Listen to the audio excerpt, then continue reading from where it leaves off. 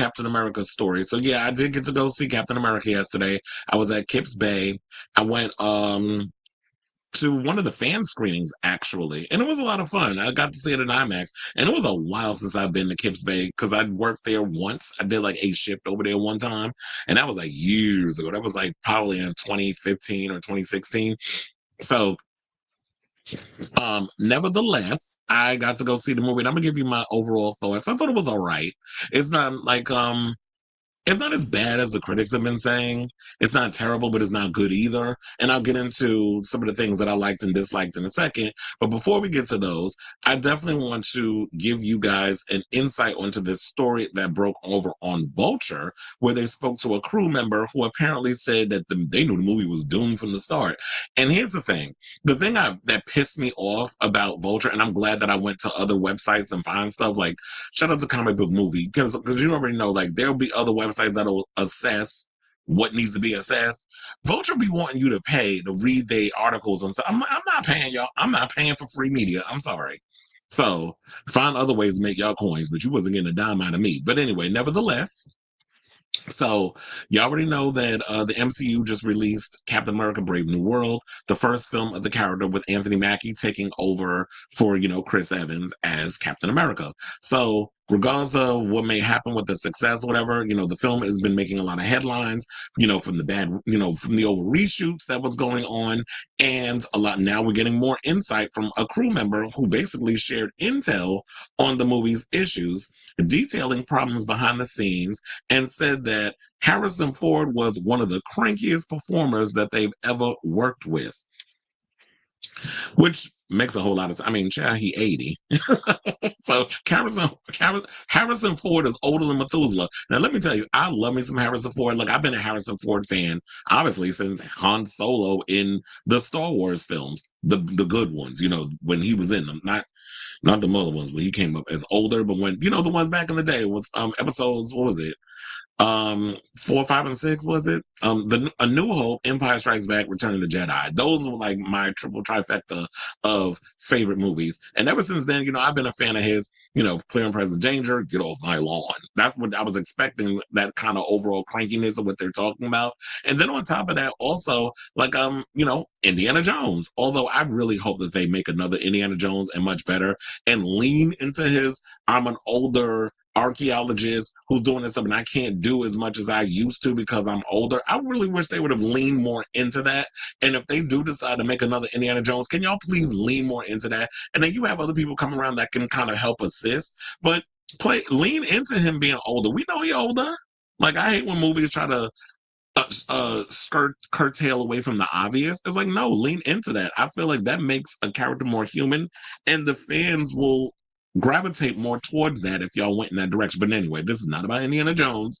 This is about Thunderbolt Ross. That's the character he played in the movie. So they basically said Captain America: Brave New World is only Marvel Studios' third rotten movie in just shy of 2 decades.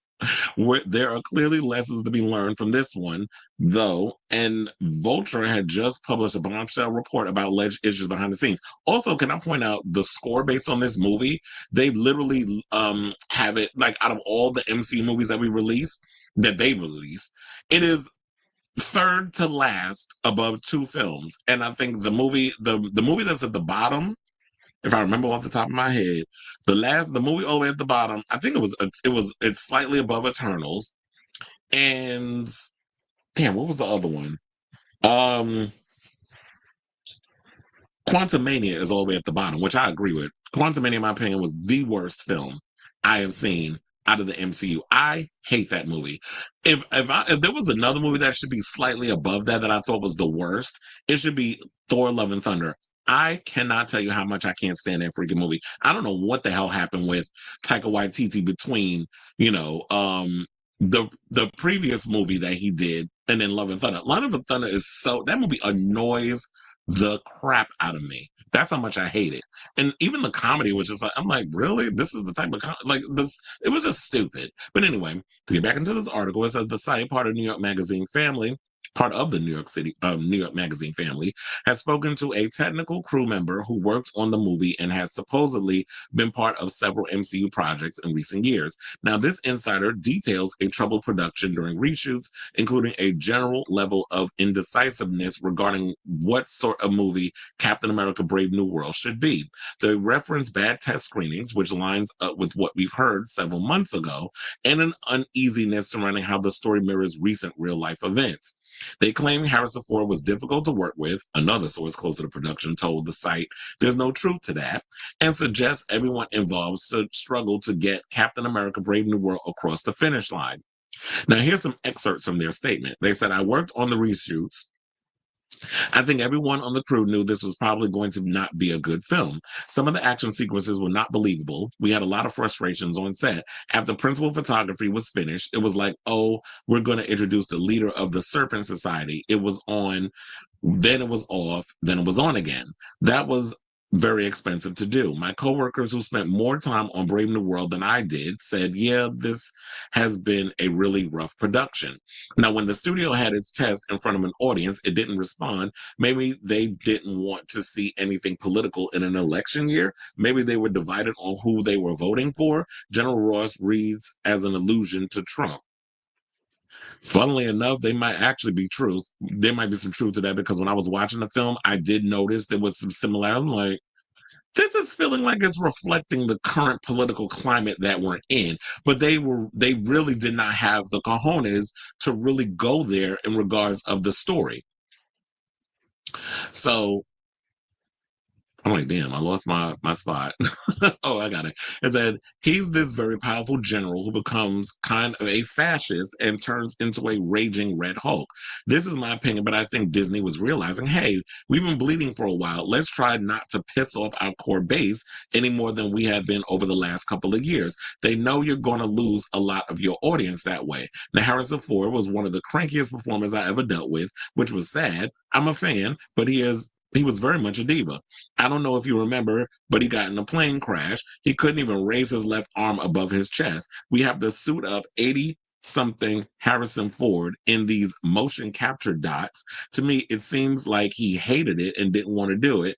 And when Harrison was done, he was done. Everyone was trying to scramble to make him happy. That made for a very awkward work environment. Well, here's the thing with the motion capture, I don't think that's as bad as, say, Colin Farrell or even Jennifer Lawrence, who played Mystique, and then you have Colin Farrell, who of course played the Penguin, which he's been winning all these awards for. I can understand like sitting for hours under a lot of makeup and all the other stuff, but motion capture, isn't it like you just got to put on a bodysuit and they put dots in your face and then you just go and make all these facial expressions into a computer, and then they put it, and then they create all the expressions and stuff via computer effects or whatever the case is. Like, I feel like, well, I don't know, I've never done the motion capture thing, so I don't know if it's probably as annoying, but I would think sitting in a makeup chair where you have to get a whole body, you got to put on a whole bodysuit.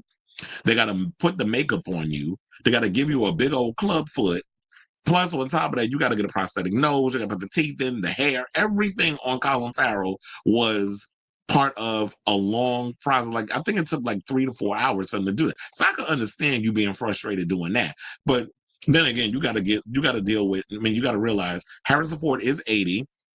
When you get to be a certain age, old people start to fuss. It's like you're going in, it's like Benjamin Button. It's like your body's going in reverse. Like, you start out as a child, children are fussy. Kids don't necessarily hold back on a lot of their opinion and feelings and stuff until they get older and they're taught to do that. And then once you get to be a certain age, it's like it's reversing. So you go back to this, like, oh, you get in that IDGAF phase where you just going to say and do whatever, and it's not, and you just don't care. So I could totally imagine that Harrison Ford would be cranky in that way. But sir, you have to realize if you get in these type of films, it's going to require a lot of you having to do certain things. Now, I will agree with them that it definitely felt like they did not know where they wanted to go with the film. If you're going to make a movie, a political film, you have to pick something and stick with it and not worry about whether or not you're going to piss fans off. Because here's the thing that I did after I watched Brave New World. I got home and I actually, well, I was after I ate and everything because I was hungry. Like I had to eat something after I came from the theater. Um, After I watched the movie, I came home, ate, did whatever, got relaxed, and then I put on Captain America Winter Soldier. And I think that that is the perfect way to go about it. If you watch this movie and then put on Winter Soldier, and that's like the first time we meet Sam, which, you know, is Anthony Mackie's character. That's the first time we meet Falcon. And then you get to see, this is like when they really get into political stuff. And I'm like, this movie is perfect in that way. Y'all didn't shy away back then. Why are we shying away now? And I feel like that's what's happening, that everybody's getting so scared to really go there because you're going to piss people off. Here's the thing. If you're going to jump into the political cinematic realm, and here, there's another thing people need to realize too. Art is political. Movies are political. Music is political. Comic books are political. So for people to say, keep politics out of my movies and this, that, and the other, I'm like, do y'all just walk through life sleepwalking? Like, politics goes hand in hand with a lot of the subject matter that we watch artistically. If you just want to go in blind and just be like some people just sit there like you got like you're an invalid watching a damn movie and you're just looking at visual things moving on the screen, then that's what you're going to get. But that's not what you get when you do a political movie. If you're going to jump in and do something that is of politics and put it in a film, and I love political thrillers, I love spy movies, I love all that type of stuff, I love that whole world. I really wish that this movie would have grounded itself in that way. So with them saying all this other stuff about it, do I believe it? I believe that it could be that there was a lot of trouble on the set, and clearly it shows from what I saw in the movie. It was just a lot of ideas that was thrown on the screen, and nothing pretty much stuck. I thought the beginning of the film, the first half was pretty weak. The action sequences did let me down a little bit. I was a little disappointed with it. It didn't feel like, it just felt a little choppy. Like I'm like, this is not like. Then that's why I said when you watch this and then watch um Captain America Winter Soldier, the action in that movie is so crisp, it's so perfect, it's well edited. Everybody got their moment. Like my one of my favorite fight. I mean, there was a lot of fight sequences in Captain America Winter Soldier that I love. I of course love when Bucky and Cap first meet and he didn't realize it was Bucky he was fighting until he knocked his mask off. But of course, in the beginning, when they had like the big fight sequence with him and George St. Pierre, I love that fight sequence. And then we get to see my girl do, you know, Black Widow do her thing, Natasha Romanoff, you know, and seeing all other stuff. And then even Sam got his fight stuff in, even though he wasn't at perfect, but we understood it. That was like him in the beginning of being a superhero or joining in with Captain America and the rest of, you know, the superheroes that was in that film. I understood, like, yeah, he was gonna be a little sloppy and a little rusty in regards of like the fight stuff because he was new at this. But at this point, it is like, and I will say this: Anthony Mackie definitely did his thing. He's a good actor. He did what he could with what he had, so it wasn't his fault. I just think that it was just too many fingers in the pot. It was a lot of mess going on. But my overall thoughts, because I wrote it down, you know, I put it on Facebook, so I'm gonna just give y'all what I said. So my overall thoughts was that Captain America: Brave New World isn't a bad film, like the critics are saying. I also didn't mind Anthony Mackie, aka Sam Wilson, as Cap. I also like seeing Cutie Patootie Danny Ramirez as the new Falcon, aka Joaquin Torres, although I felt he was underused. I also felt like they were trying to make him the comedy relief at times, but whoever was coming up with the jokes, they were not landing, they were not funny. I don't know what the hell was going on. Like, it just felt awkward in certain spots, or they would try to do like when he would have his little fight sequences and he would drop like a one-liner. They just did not work for me. So whoever was in charge of the jokes, no, that is not your forte. Please do not write any more jokes. And I also didn't mind seeing Red Hulk. I thought Harrison Ford definitely leaned into the old cranky man aspects of portraying Thunderbolt Ross. I did feel like the movie didn't need Red Hulk. So they try to sell this whole movie on Red Hulk. And I feel like the trailer ruined so much by putting him in it. But the movie didn't need Red Hulk. And to have Red Hulk go up against a superhero who did not take the serum like Steve Rogers did, it just didn't feel believable at certain times when they were going through their fight scenes. I also was kind of irritated because y'all wasted Tiamat. I'm like, how you going to show Tiamat in the ocean? And basically it's just background. And then y'all bring up Adamantium, which is part of the X-Men, But I'm like, where the X-Men at? Now, we're going to get into a story later on where they're talking about that they're adding more, there are a lot more X-Men casting rumors coming up.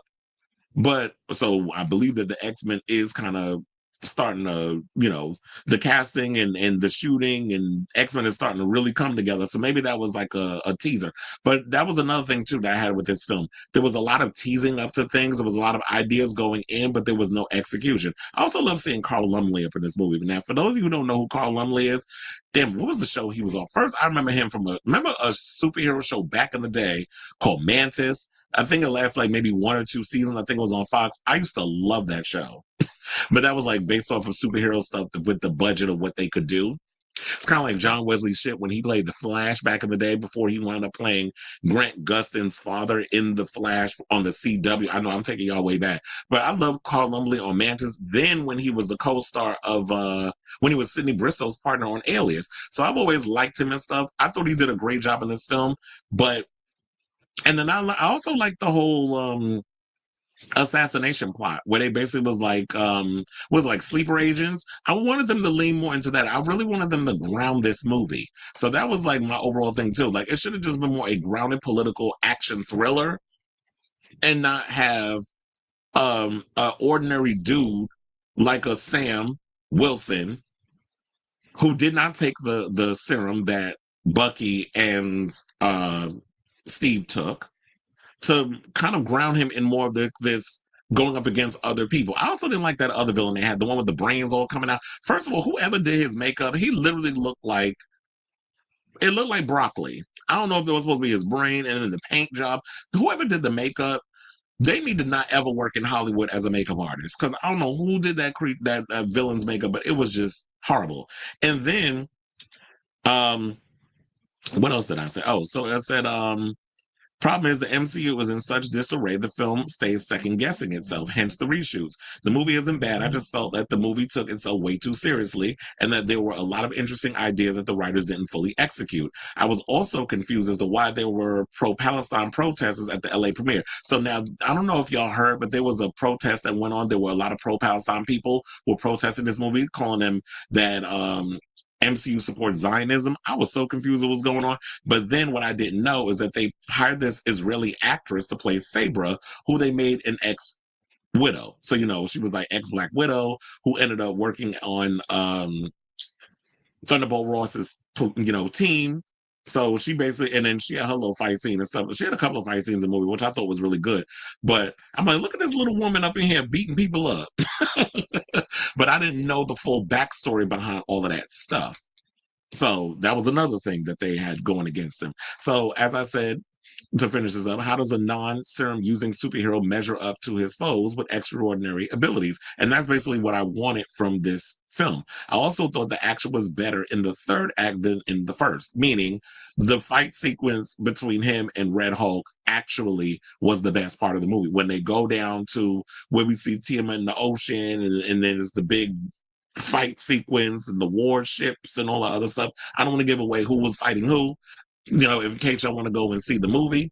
But it was just, and then on top of that, when the whole Red Hulk situation happens, I'm just like, yeah, but we were all kind of waiting for this scene to happen because y'all revealed too much in the damn trailer. So clearly it was insecurity on the MCU's part. They knew they didn't have a great film in their hands. So they're like, let's just spoil the whole movie in the trailer so that way we can get butts and seats. Clearly it didn't help because I'm hearing like this movie's not going to do all that well at the box office. Like based off the budget that it has is like, I think almost $200 million. This only supposed to gross, I think about 80 million over the weekend. Because I think it was a holiday weekend, right? And also yesterday, from what I heard, it only brought in like on America, $12 million was how much it made in one day. So that's not really good if you want to talk about an MCU film. So Captain America Brave New World, basically, as I said, feels like a filler Falcon and Winter Soldier episode leading up to bigger films slated to be released later this year, such as Thunderbolts and Fantastic Four. So I'm actually looking forward to seeing Fantastic Four. I'm also, and they did promote the hell out of that when I went to the fan screening at IMAX. Like they really were promoting the hell out of that movie. And it looks really good on an IMAX screen too. Same thing with Thunderbolts. Like there was things I was noticing in the trailer before. I'm like, oh wait, I didn't say, oh, in the Superman trailer too. They showed that. And I was seeing, I'm like, wait a minute, how did I miss that part? I guess because I looked at it on my TV and then on my phone, I missed certain details, but on an IMAX screen, it looks so good. So I will say this, while I'm not recommending, I mean, you could wait until Disney Plus to go see this film. I'm not saying it's like it is not Madam Web. Like it's not one of those films that's like, oh my God, it's so bad, don't even watch it. It is a watchable film, but don't get your hopes up. Don't get high expectations going in to see this film because you will be disappointed. It's watchable. It's a fun watch. There's a lot of errors, bad editing in certain parts and things. Like me being, film school kid, there was certain technical stuff in this film that bothered me. The music also in this film bothered me. I'm like, the music does not fit with the overall intensity of the scenes that you're trying to give across in this film. So that kind of bothered me too. But overall, I will say that if you guys get a chance, if you guys get a chance, definitely go see this movie. As you get around to it, I like Anthony Mackie. I really hope that we get to see him later on. Maybe we will. I think we probably will see him in like Secret Wars or something or another. Do I think that we'll be able to see him in another Captain America solo film? I do think that he needs another chance. They need better writers. If you're going to do a political thriller, you really need to stick the landing in regards of pick a story, pick where you're going to go with stuff, have the balls to stick it out. Stop being afraid of worrying about what these incels on social media think with the woke and all that other crap. Because I will say this, it was great to see that this film was giving a reflection of America. We have a diverse cast. You had a black lead, you had a Latino co-lead.